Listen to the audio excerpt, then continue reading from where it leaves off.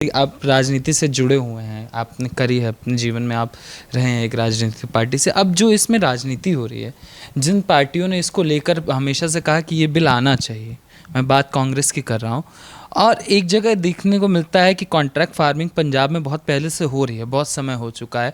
कमलनाथ जहाँ से चुनाव जीत कर आते हैं, वो उनके इलाके में रिलायंस बहुत समय से कर रहा है, वो खुद लेके गए हुए थे। केजरीवाल जो पहले इस कानून को नोटिफाई करते हैं और पंजाब में कहते हैं कि प्राइवेट इन्वेस्टमेंट आना चाहिए कृषि के अंदर, और अकाली दल जो पहले इस कानून की तारीफ करता है फिर हट जाता है, जो आपके साथी ही थे। जिस तरीके से इसमें यूटर्न लगातार लिया गया है सर, एक अपवाद, जो पहले इसके पक्ष में बात करते थे, आज वो जाके किसानों को जो सड़क रोकने की बात करते हैं उनके साथ खड़े हो जाते हैं और कहते हैं कि ये काला कानून है।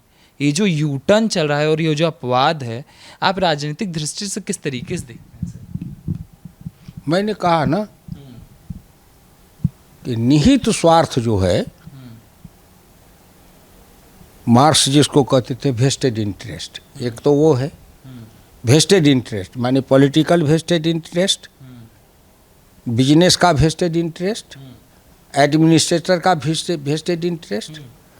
अब बताइए कि अडानी का जो ये लॉजिस्टिक इंफ्रास्ट्रक्चर है, ये 2005 में बना, तो उस समय तो नरेंद्र मोदी नहीं थे। अडानी आज से अडानी नहीं है देश में, अंबानी आज से नहीं है, धीरू भाई अंबानी के समय से, जिस समय कांग्रेस का राज था, तो आज से नहीं है। टाटा आज से नहीं है, बिरला आज से नहीं है, और भी जितने हैं, पहले ये शांति प्रसाद जैन थे, बहुत थे, जिसमें कई आज घराने नीचे चले गए और कुछ नए ऊपर आए हैं। आखिर ये सब लोग क्या 2014 के बाद ही आकाश में चढ़े हैं क्या? आकाश में चढ़े हैं क्या? देखिए, असली है इसके पीछे जो वामपंथी धारा है। वामपंथी में दो है, एक है नरम वामपंथी, एक है उग्र वामपंथी, जिसमें माले है, जिसमें नक्सलाइट है। और ये वामपंथी में दो धारा क्यों बनी? एक सीपीआई है, एक सीपीआईएम है। जो रूस के धारा वाले रहे सो हो गए सीपीआई, और जो चीन के धारा वाले हो गए वो हो गए सीपीआईएम, और जो उससे भी आगे चले गए वो हो गए सीपीआईएमएल, माले माने मार्क्सिस्ट लेनिनिस्ट, जो उग्र है, जो हथियार से बात करते हैं, हिंसा की बात करते हैं, अपनी क्षेत्र के जिधर वो हैं प्रभाव में उधर विकास को रोकते हैं कि नहीं, सड़क नहीं बनने देंगे। और जो सड़क बनाने जाता है ठेकेदार को कहते हैं रंगदारी कि हमको इतनी इसमें से कमीशन दो, नहीं तो उनके ट्रैक्टर जला देते हैं, बुलडोजर जला देते हैं। तो जो पार्टी विकास विरोधी हो वो गरीब विरोधी भी है। सर वही तो सवाल है कि एक जगह ये केरल में जहाँ इनकी सरकार है वहाँ मंडी व्यवस्था है नहीं, और यहाँ आके ये मंडी व्यवस्था की बातें कर रहे हैं। अब छोड़िए ना, क्यों इस इतनी बात में जाए, ये बात बड़ी लंबी है। मेरे पास में पुस्तक भरे हैं, डॉक्टर लोहिया जो इस संबंध में कहे हुए हैं, लिखे हुए हैं, पार्लियामेंट में मैं सुनाते आया हूँ।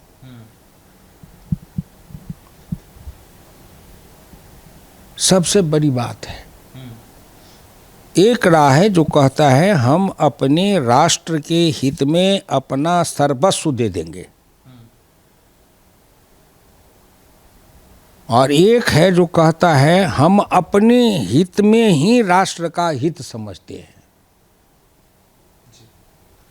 तो मोदी है जो बार बार कहते हैं कि हम राष्ट्र हित में अपना सब कुछ निछावर करने के लिए आए हैं। मेरे पास में है क्या, लेना क्या है? और एक है जो आज़ाद भारत में गिरोह बना, जो इस देश के खजाना को लूट के खाने वाले हुए। तो जो जो मोदी का कानून बन रहा है, जो जो वो लूटने वालों के हित पर कुठाराघात हो रहा है, या जहाँ उनके स्वार्थ पर चोट पड़ रही है, तो ये सब देश के अंदर निहित स्वार्थी वर्ग हैं। आखिर किसान भी जो बैठे हैं बॉर्डर पर वो भी किसी न किसी धर्म से जुड़े हैं ना, किसी न किसी पार्टी से जुड़े हैं ना। अब वहाँ पर बैठ के कहते हैं नहीं हम किसी पार्टी से नहीं है, तो तुम वोट नहीं देते हो? वोट देते हो कि नहीं देते हो? वोट क्यों देते हो? तो ये देखिए, इसी को कहते हैं छद्म। छद्म। एक बात बताइए, मैं सभी का सम्मान करता हूं, मैं पार्लियामेंट में बोला हूं और मैं कहता था कि ये बंगला साहब और ये गुरुद्वारा रकाबगंज, ये दो गुरुद्वारा नहीं होते तो दिल्ली में काम करने वाले हजारों लोग हैं भूखे मर जाते। मैं इनको धन्यवाद देता हूँ जो इनके लंगर में जाके इतने लोग, तो गुरुद्वारा का काम, गुरुद्वारा गरीबों के लिए है, जो उनके लंगर में आ जाए भोजन कर ले, प्रसाद ले ले, प्रसाद है वो। जहाँ आपत्ति हो, विपत्ति हो, प्राकृतिक प्रकोप हो, वहाँ जाके लोगों को सहायता पहुँचावे। कोरोना के समय में जो लोग थे दिल्ली में अंदर मजदूर थे जी, या जो मजदूर सड़क से जा रहे थे भाग करके, उनको ये बस पर लेके पहुंचाते गुरुद्वारा के तरफ से, या जहां वो बैठे हुए थे भाग वहाँ ले जा कर के लंगर लगा के, जब तक व्यवस्था नहीं होती तब तक उनको दाल रोटी खिलाते। आपने देखा कहीं? देश ने देखा? आखिर ये जो आंदोलनकारी हैं उनके लिए गुरुद्वारा के तरफ से लंगर, सारी व्यवस्था भोजन का, वो कहते हैं कि टेंट भी गुरुद्वारा से लगा दिया गया। ये हमारे लिए, हमारे चाहने वाले लोग मददगार हैं तो वो मसाज चेयर दे गए, मददगार हैं वो हमको पानी गर्म करने का दे गए, मददगार हैं वो हमको वॉशिंग मशीन दे गए। तो भाई हम तो इतने दिन 60-62 बरस बिहार में राजनीति कर्पूरी ठाकुर के साथ किए, हमको तो ऐसा मददगार कहीं नहीं मिला, कहीं नहीं मिला।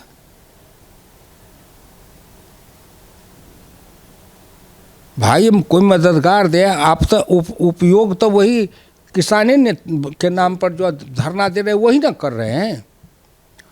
तब अगर कोई कहता है कि ये धरना देने वाले किसान इन सुविधाओं का उपयोग कर रहे हैं, तो वहाँ से नेता लोग कहते हैं हमको बदनाम किया जा रहा है। बदनाम क्या किया जा रहा है? तुम सुविधा का उपयोग कर रहे हो, चाहे कोई दे, चाहे खुद से लाओ, चाहे कोई तुमको दे, और कोई क्यों देगा? हम भी तो इतने दिन आंदोलन किए, लड़े, हम भी तो इमरजेंसी में 20 महीना जेल में रहे। आज लोकतंत्र है, लोकतंत्र में लोगों को, आपको भी कहने का अधिकार है, उतना ही दूसरे को भी कहने का अधिकार है। गांधी जी ने कहा था कि लोकतंत्र में सच बोलने का भी लोगों को अधिकार है, तो झूठ बोलने का भी अधिकार है, भले उसकी बात को न मानो। प्रधानमंत्री के नाम पर जिस तरीके से चल रहा है, आखिर इतने बड़े आंखों की किरकिरी हो चुके हैं कि आप आकर उनकी मौत की कामना करते हैं। आखिर प्रधानमंत्री का क्या अपराध है? आज से उनकी मौत की कामना आज से हो रही है। मैं पार्लियामेंट में बोला था, देखिए इस देश में जो परिवारवादी, सामंतवादी, पूंजीवादी मानसिकता वाले लोग हैं और वामपंथी गरीबों के नाम पर गरीबों का शोषण करते हैं। लेकिन बताइए, एक भी वामपंथी नेता हो जो पिछड़ा, दलित, वनवासी में से कोई राष्ट्रीय स्तर का नेता हो, इनका सब नेता GNU के, दिल्ली यूनिवर्सिटी से, लंदन, बड़े बड़े पढ़े लिखे लोग हैं। न इसमें कोई किसान है, न कोई गरीब है, न पिछड़ा है, न दलित है, न आदिवासी है जो इनका राष्ट्रीय स्तर का नेता हो। तो एक तरफ जो देश में निहित स्वार्थी वर्ग है, निहित, जो आज़ाद भारत में लूटने वाला हुआ, जात के नाम पर, संप्रदाय के नाम पर, परिवार के नाम पर, राजनीति के द्वारा सार्वजनिक संपत्ति को अपना निजी संपत्ति मानने वाले जो एक वर्ग पैदा हुआ, उसके बीच में से एक निर्धन, निर्बल, गरीब, गरीबनी माँ का, मजदूरनी माँ का बेटा भारत का प्रधानमंत्री बना, तो ये सारे लोगों को इस बात के मन में दर्द है कि गरीब का बेटा, मजदूरनी का बेटा हम लोगों के रहते हुए भारत का प्रधानमंत्री बन गया।